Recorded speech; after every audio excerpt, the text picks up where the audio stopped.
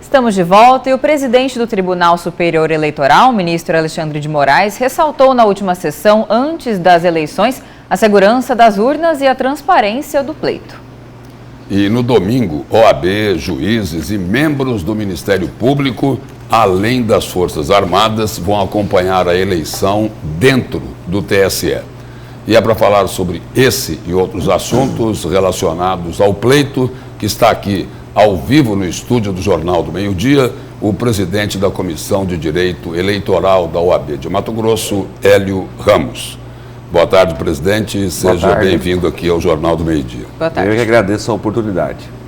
Presidente, qual é, na interpretação da OAB, a principal orientação para os eleitores no próximo domingo? Primeiro, verificar o seu local de votação se não houve alteração, por conta de uma diminuição das zonas eleitorais e algumas modificações de locais de votação, por conta de reforma de escola e por aí vai. Então, a primeira orientação é: confirme o seu local de votação. Essa é a primeira orientação. Segunda, tenha à mãos um documento de identidade com foto. Posso votar sem o título? Pode, desde que você tenha um documento com identidade, um documento de identidade com foto e saiba o local que você vai votar. Lembrando que amanhã, sábado, às 22 horas, alguns serviços do tribunal são suspensos para todo o foco do setor de informática do TSE e dos TRS, seja na eleição e na apuração. E aí você não consegue verificar aonde que é o local e tal. Então verifique antes. Essa é a principal recomendação.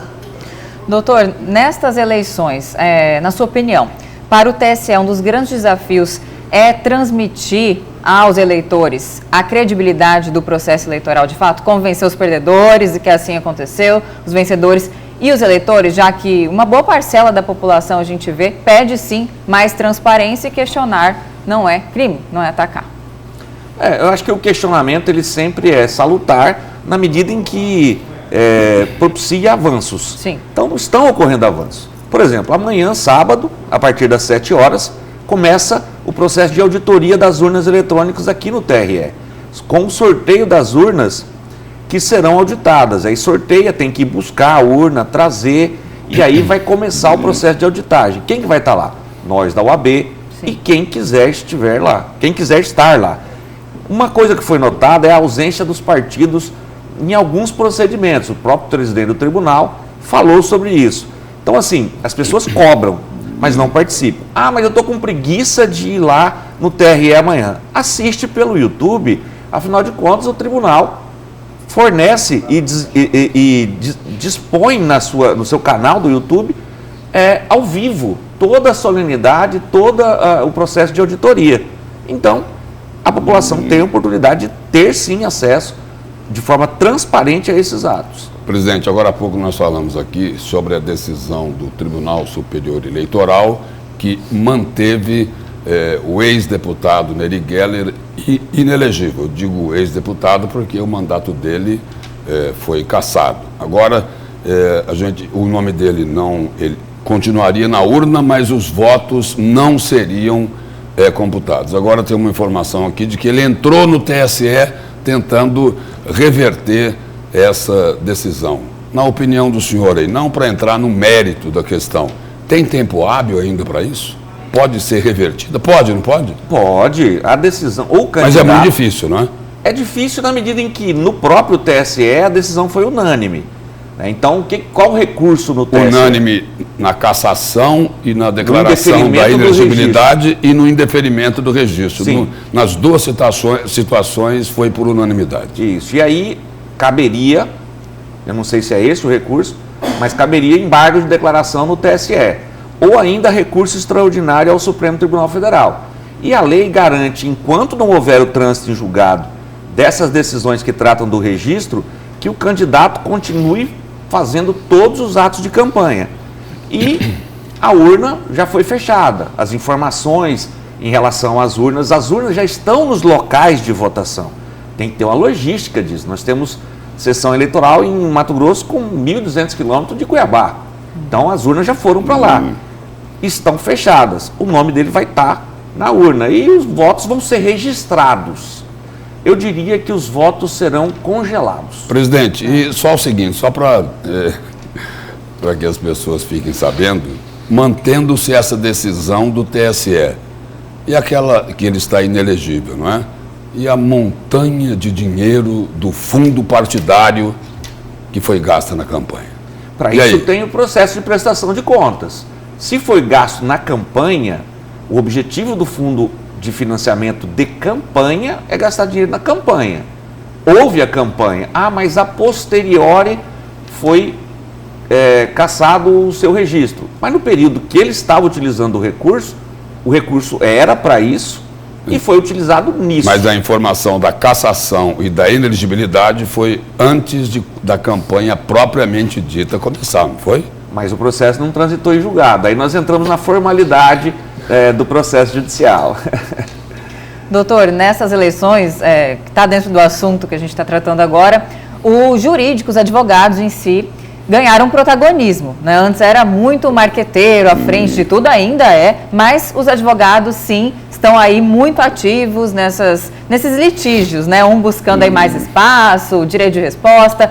Na sua avaliação, o que isso demonstra sobre o nosso processo eleitoral? Por que está dessa forma e é normal este curso? Primeiro, eu acho que essa questão da judicialização, ela já existe há muito tempo. Sim. O protagonismo de nós, advogados eleitoralistas, sempre existiu. E a gente já fala há mais de 20 anos que você não faz uma campanha sem um bom advogado. Hoje eu diria que você não faz uma campanha eleitoral sem um bom advogado e um bom contador. Não podemos esquecer esse profissional. E também um bom marqueteiro. Na verdade, vocês da imprensa é que trouxeram à baila nós advogados. Nós sempre fomos profissionais muito discretos, né? E trabalhamos com aquela coisa sisuda de estar ali no escritório, né? Peticionando, despachando com o juiz e tal. Então o advogado por si só já é muito discreto. Mas a mídia fez com que essas contendas, essa polarização, essas discussões em relação a ataques fizessem com que nós aparecêssemos. É bom, na medida em que projeta alguns profissionais e projeta a própria categoria. Mas às vezes também deixa de lado o que a gente deveria estar discutindo, que seriam as propostas dos candidatos. Presidente, uma outra questão bastante polêmica. Já se falou sobre isso, mas não custa nada reforçar a orientação para os eleitores aqui de Mato Grosso. O verde e amarelo vai poder. A manifestação silenciosa do eleitor, ela é permitida enquanto uma garantia constitucional e individual de cada um de nós cidadãos. Você pode votar com vermelho, com azul, com amarelo, com uma praguinha. Para quem não sabe, praguinha é aquele adesivo que a gente fala que é praguinha porque gruda e não solta. Você pode votar com a camiseta que você fez ou que você comprou de algum candidato, né? O pessoal estava vendendo aí nas esquinas. O que não pode? Se tiver na frente de um colégio eleitoral 10 pessoas de vermelho, 10 pessoas de azul, 10 pessoas de amarelo, é crime. Crime de boca de urna. E não é de hoje que é crime. Já tem desde 1997. Então, assim, o eleitor pode votar com a cor que ele quiser. Agora, se ficar fazendo tumulto na frente de colégio eleitoral, a Justiça Eleitoral vai agir como sempre agiu, a pessoa vai ser presa, vai responder uma multa e vai ter um problema criminal. Doutor, estamos caminhando para o fim da entrevista. Gostaria que o senhor reforçasse a questão da mudança do horário eleitoral, né, neste pleito e também a importância da colinha, né, para o eleitor não se confundir. Eu sou professor, inclusive, né, Camila? Foi meu professor. Isso. Então, assim, como professor, eu não deixo que colem, mas está liberado. Nessa eleição, os professores liberaram, então leve a sua cola, são 5 números, a sequência é federal, só não pode o celular. Celular não. Celular você pode pousar o e-título, mas você vai ter que deixar em cima da mesa, de olho. Você entra na cabine sem o celular, seu celular está ali e você está vendo o seu celular. Precisa desligar? Não. Deixa lá com o mesário, vá votar. Veja o seu local, leve a sua colinha, leve um documento de identidade, não aglomere na frente. E atenção para o horário. 7 às 16. Eu já ia esquecendo. Lembrando que isso é para acabar com a fake news da divulgação dos resultados. O horário vai ser para terminar a eleição, no Brasil inteiro o mesmo.